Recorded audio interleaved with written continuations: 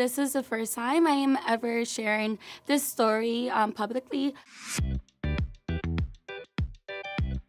Hi, Popsugar. It's Amaya Papaya.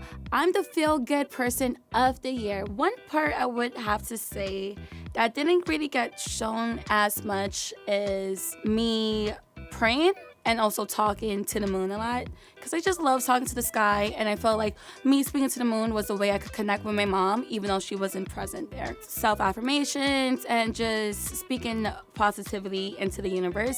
So I would always find those alone moments, whenever there was alone moments, to just really indulge and just really speak positively into the universe. That was me time, that was alone time. And since I didn't have my journal with me, a book or a pen to write down my feelings, I just spoke my feelings out loud. And even if I was having a bad day, I would just keep on trying to change that bad day into a good day and say, you know what?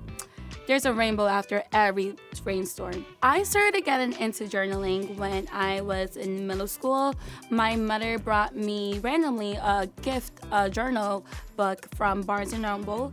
And one day I was just really having a bad day and I felt like no one was listening, nobody could hear me. So I decided to just write down my feelings on my journal. And even though other people didn't hear me, I heard myself, and I know that God heard me.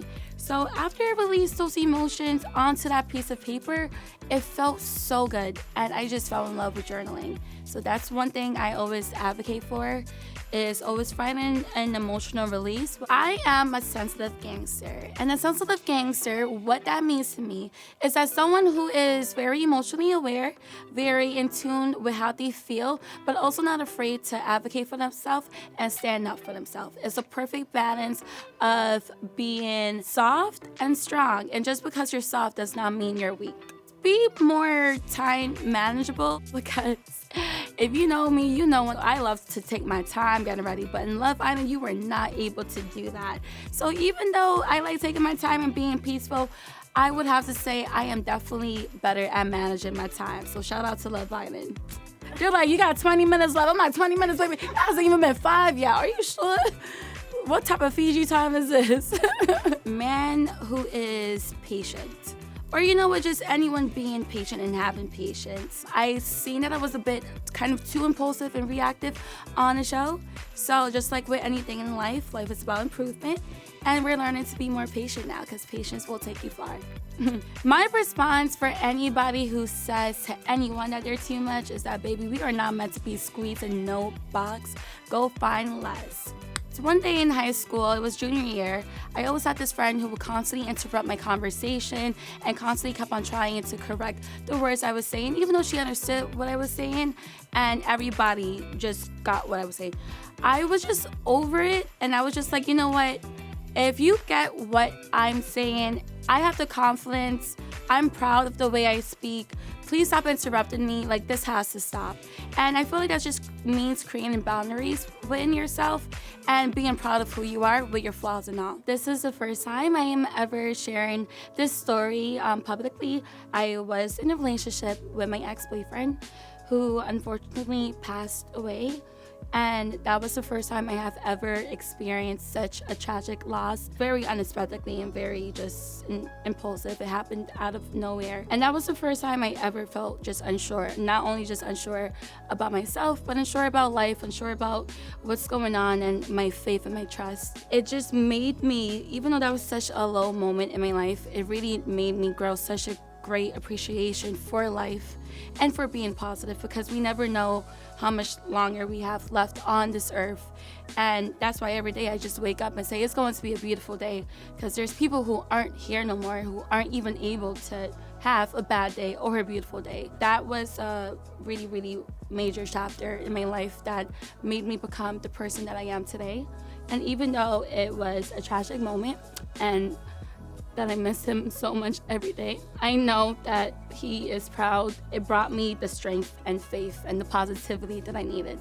it's very unrealistic to wake up every single day and feeling your best self and expecting your day to go great every single day, right? However, when you do have those little moments, the one thing I always say to myself is that, baby girl, with these flaws or all, I'm still that girl and these hips are still moving, okay? So you gotta just really be your own best friend and be your own best advocator.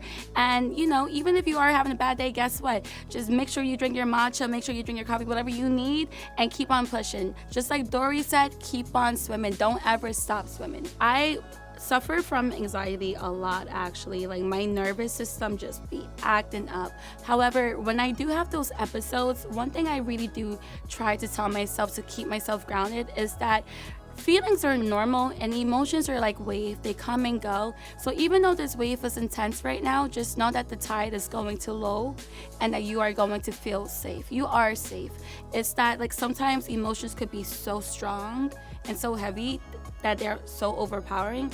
But I just tell myself that this tide is going to slow down. And guess what? It always does. Jogging 2 or 3 times a week, just because we love being in touch with nature. And I would say yoga once or twice for meditation and to help staying grounded. And if you can, don't push yourself ever, but if you can, weight training once per week for sure, because, you know, a little petite, but we got them biceps going on. Play my favorite anthem song and just act like the hallway is a runway. And make sure that the volume is maxed out. And baby, whether I'm short or not, you would think I'm 6'8" with the way I'm strutting down that hallway. Alter ego. JT, Doshi, and Katriana. Yeah, I am currently living with my father. We're currently still in Brooklyn. However, you know, your girl is getting a bit older and it's time for me to move out. So my dream place right now is to move to a nice condo in New Jersey and just have those big windows where I could wake up every morning and just see New York across the water. Good morning, America. Hello. And yeah, I just got a cat, you know, my leopard cat. Name her Tigris. And yeah, just have my nice dream condo, all pink. The fairy, just because of magical and believing prayers, just because I would definitely have to shout out to God and him watching over me. The last one is just the little celebration guy with the little party hat. Just because there's always something to celebrate, but man, this year compared to last year, I came a long way. So celebrations of myself.